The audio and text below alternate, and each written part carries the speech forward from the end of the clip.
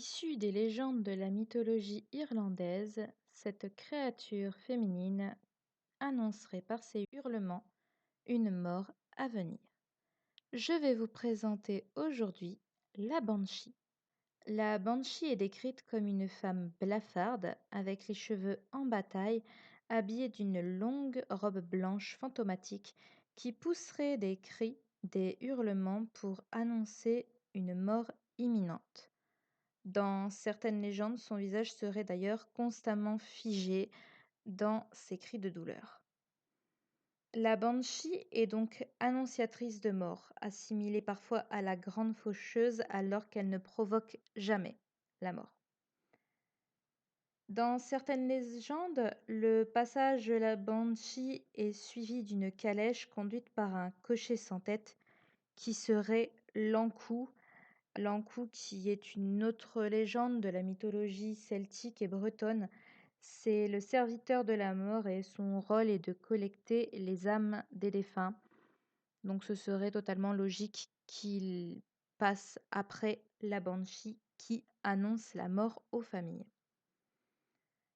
Comme rôle de messagère de la mort, elle est vue de différentes façons. Parfois, elle est assimilée aux lavandières de nuit, qui est du folklore breton. Parfois, elle est assimilée à une femme qui pleure, une pleureuse, un peu comme la Llorona en Amérique latine. Et parfois, dans la tradition orale du XXe siècle, la forme la plus connue à ce jour, ce serait donc une crieuse. Dans l'art et la culture, la banshee apparaît pas mal dans les romans, comme la série Gardien des cités perdues de Shannon Messenger, où les guérisseurs elfes font appel aux banshees pour savoir si les patients sont mourants ou juste dans un état critique, ou dans Les sorcières de l'épouvanteur de Joseph Delaney, où la banshee est une antagoniste.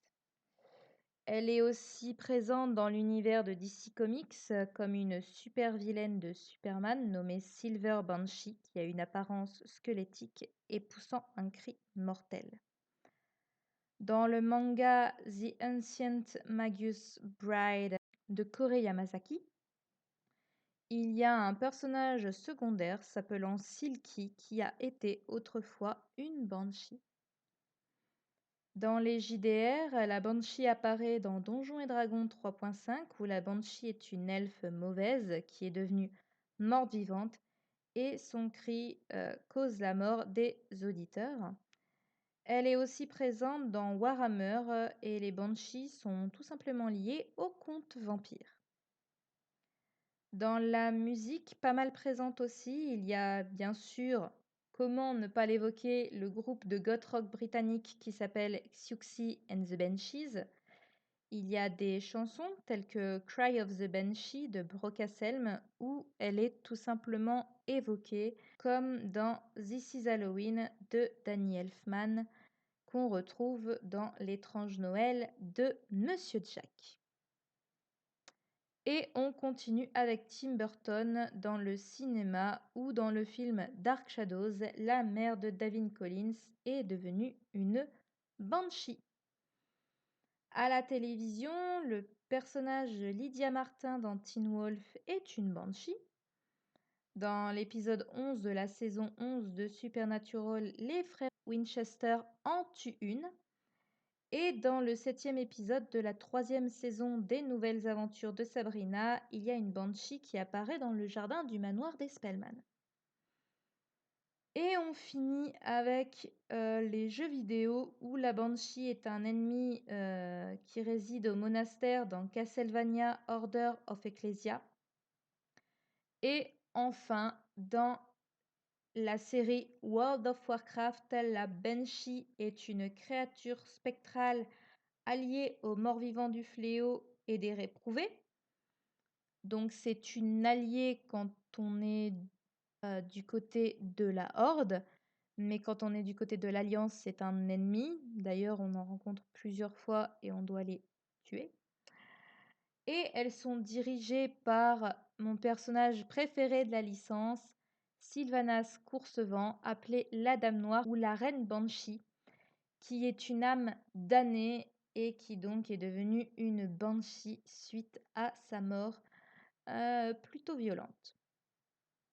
Donc j'espère que cette petite vidéo vous a plu. N'hésitez pas à partager, liker, commenter, vous abonner, ça fait plaisir et je vous dis à bientôt dans une prochaine vidéo. À demain. Pour le 9e jour, tu penses à... Le requin des dents de la mer. Mais c'est sûr qu'il n'y a pas. Bah, et alors, c'est drôle. Bon, bah moi je pense à Annabelle. On n'a pas encore eu... Ouais, du Conjuring Verse. C'est Annabelle. C'est Annabelle. Mais je suis vraiment trop forte, ça va pas. Ah. Hein. Ouh. Ah oui, en ce moment, t'as le. Bah ça T'as fait la gagne. 2 jours de suite. Ah, c'est monté à 4 et moi toujours à 0. Ouh. Eh non mais elle est Bah, elle super est toute jolie en mignonne, cette plus. petite Annabelle. Ça donne envie Ouais. d'avoir la vraie. Non merci. Surtout que c'est une poupée de chiffon la vraie mais bon. Annabelle, apparue pour la première fois dans le premier Conjuring de James Wan. Apparemment, le personnage a bien plu vu qu'elle a eu le droit à 3 suites. Un premier oubliable et 2 autres films assez bien. Le personnage est interprété par une poupée. Basiquement, l'histoire c'est simple. Quelqu'un trouve la poupée et d'un coup, il se fait hanter.